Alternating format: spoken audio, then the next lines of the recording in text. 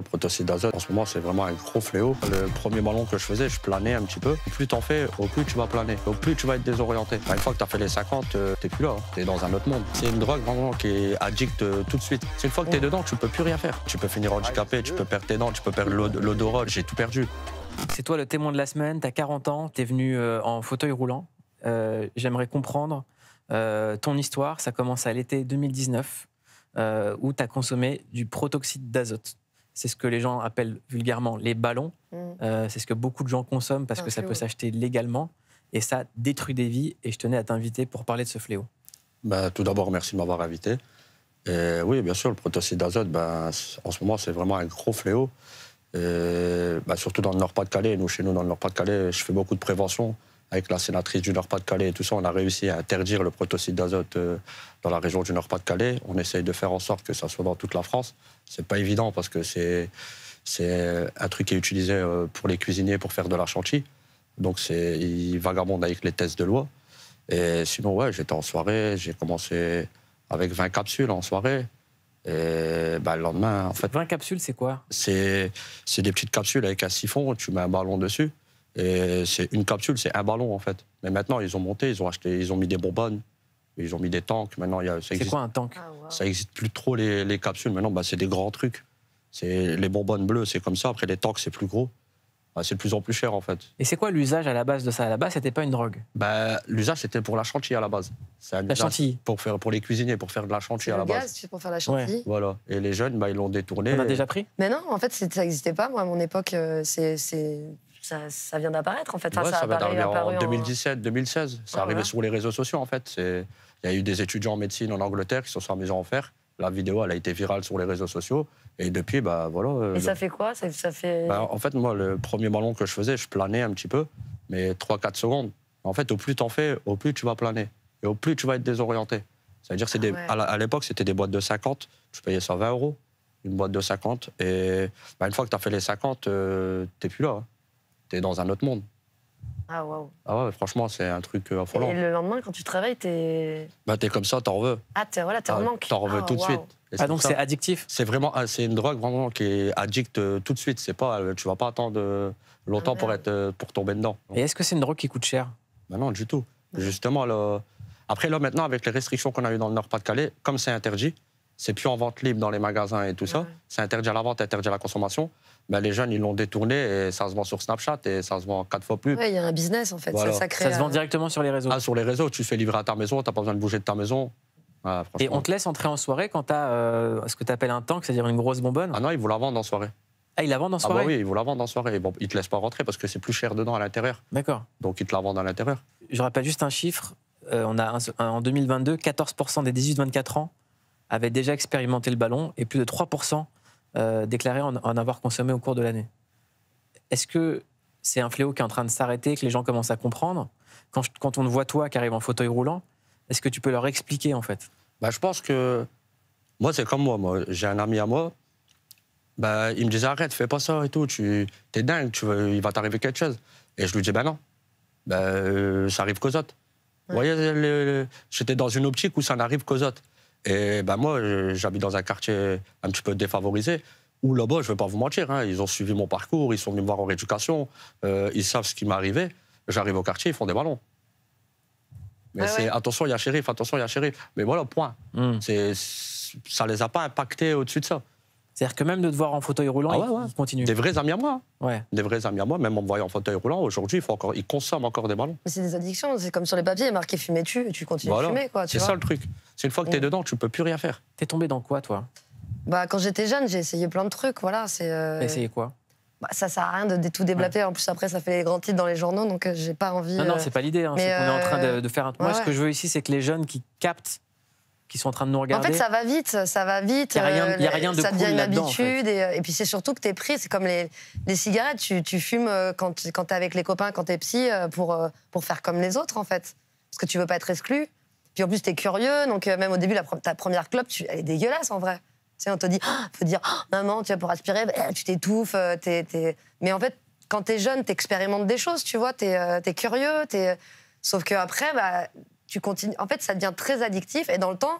Et après, tu passes ton temps à vouloir arrêter, tu peux pas. Donc, faut pas commencer, en fait, jamais. Comment est-ce que toi, ça a commencé à se manifester? Moi, en fait, je suis parti en soirée en boîte de nuit avec des amis. Et j'ai vu un groupe de filles qui étaient en train de faire des ballons. Et ces filles-là, ça faisait un moment que je les voyais en soirée. Et je voulais parler avec eux, mais moi, j'avais bu. J'avais bien bu, soirée, spot, tout ça, boîte de nuit. J'ai voulu faire l'intéressant. J'ai été la voir. Je lui ai dit, tu me laisses essayer. Ouais. Et le truc que j'aurais pas dû faire, en fait. J'ai essayé, spot, lumière, les filles, tout ça, l'alcool. Franchement, je ne vais pas vous mentir, j'ai kiffé. Le lendemain matin, j'ai été chercher ma première boîte. Le lendemain matin. C'est-à-dire que je rentre de boîte. J'ai pas été dormir. Ouais. Le lendemain matin, j'attendais que le magasin ouvre parce que ça se vendait en alimentation. Nous, dans le Nord, ça se vendait partout. Donc, j'attendais que le magasin ouvre. Et là, j'ai commencé ma première boîte jusqu'à temps que je suis tombé. Hein. Et comment ça s'est passé quand t'es tombé, comme tu dis? Moi, on était sur Dunkerque à la Jig avec des amis. Et en fait, eux, ils m'ont vu tomber. Ils n'ont rien compris.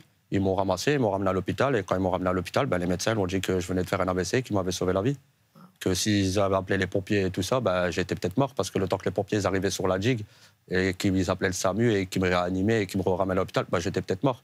Donc je pense que je dois remercier beaucoup mes amis aujourd'hui, ceux qui m'ont sauvé la vie. T'as fait un AVC? J'ai fait un AVC, oui. C'est super de témoigner, franchement, c'est tellement important. Franchement, moi, je le fais, c'est pour tous les petits jeunes, mes enfants, j'ai des enfants aussi. Ouais.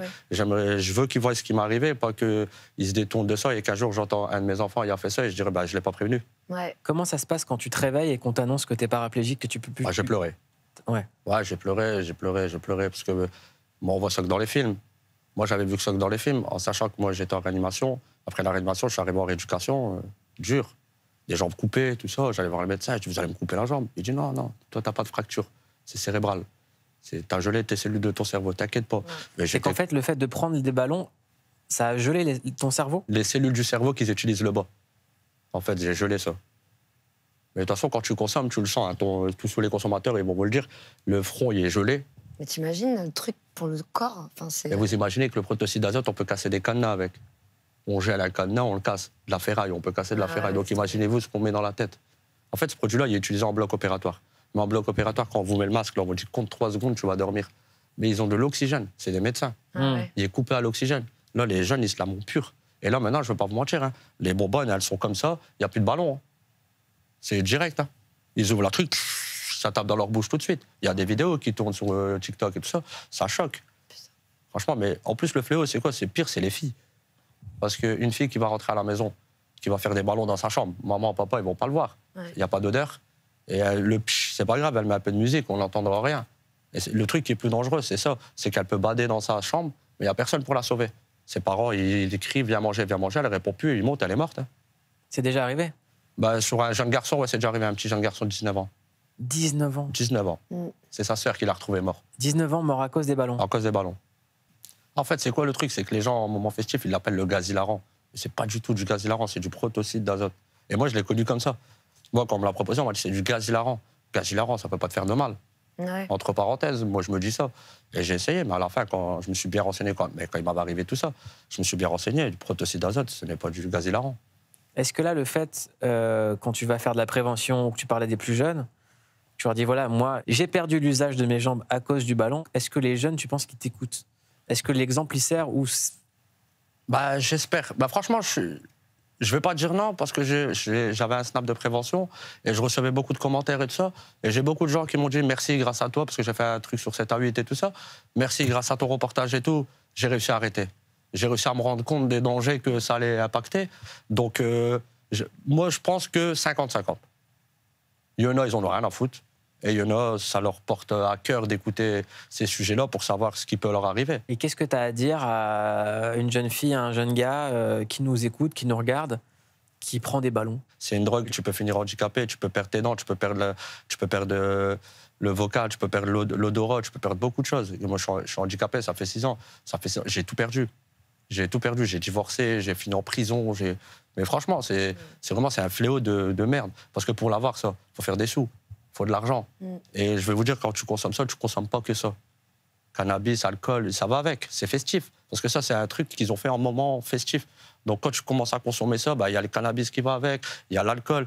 Et moi, mon corps, il m'a dit stop. On peut faire la fête sans substance. Bien sûr, bien sûr. C'est juste que quand tu commences ado, c'est ça qui est compliqué. Quand tu es ado, tu as plein d'énergie, il y a le truc de groupe. En fait, tu veux faire comme les autres, en fait. Et après, ça devient une addiction. Et le problème, c'est que quand t'es ado, on a beau t'expliquer les choses. Alors, si t'as très peur, ça, heureusement, la peur peut empêcher de faire des choses. Mais si t'es un peu... tu vois, t'as plein t'es cabotin, t'as envie de... en fait, tu vas avoir envie d'essayer, tu vas avoir envie de faire comme les autres. Tu les vois, ils déconnent et tout. Tu te dis, je vais être plus intéressant, je vais être plus... Alors que pas du tout, en vrai. C'est vraiment... on peut faire la fête sans rien. Moi, je fais la fête, je ne prends plus rien, tu vois. Je bois même plus d'alcool. Parce que moi, je ne sais pas faire un peu. Mais je fais la fête et je me souviens de tout. Je ris. Enfin, voilà, je m'amuse beaucoup, quoi. Tu te drogues à la vie. Je me drogue à la vie, à l'amour. Non, mais c'est vrai. T'es père de famille. Oui. Est-ce que tu leur as expliqué à tes enfants? Est-ce que tu as réussi à trouver les mots et lesquels? J'ai été obligé à mettre 2 plus grandes parce qu'ils étaient au collège au moment où ça m'arrivait. Moi, je n'ai pas été par 4 chemins. Hein. Je dis tout de suite, j'ai fait le con, je me suis amusé à faire des ballons, tout ça. Après, je pense que, heureusement que je leur ai parlé de ça. Parce que je pense qu'ils étaient au collège. Et déjà, quand je leur racontais ça, ma plus grande, elle me disait, oui, papa, nous, à l'école, ils tapent la craie. Je lui disais, comment ça? À l'école, ils s'amusaient à sniffer de la craie, en fait. Quoi? Je te promets. C'est ce qu'elle m'a répondu, moi. Elle m'a répondu, papa, au collège, ils sniffent de la craie. Je lui dis, mais c'est des malades, c'est ça.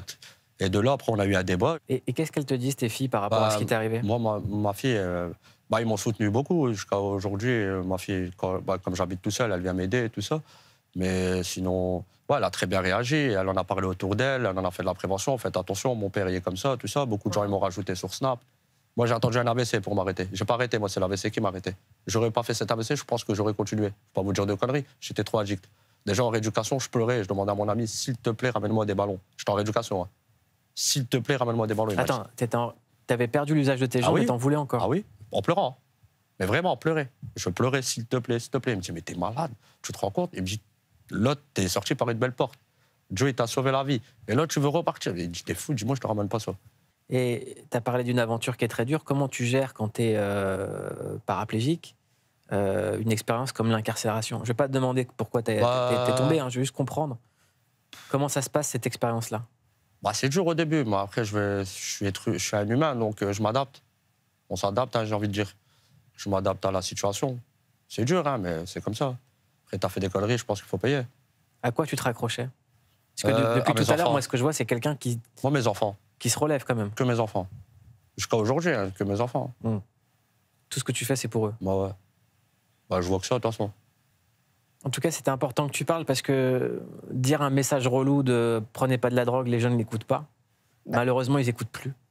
Il y en a qui vont écouter et il y en a d'autres qui vont pas écouter parce que quand t'es ado ou que t'es jeune, t'es insouciant, en fait. Tu poses pas toutes ces questions, t'as envie de manger la vie, t'as envie d'expérimenter, t'as envie de vivre des expériences. En plus, t'as envie d'avoir des sensations. Donc, c'est tellement facile avec la drogue. Et pour moi, l'alcool est une drogue. Hein. Elle est plus acceptée socialement, mais c'est une drogue.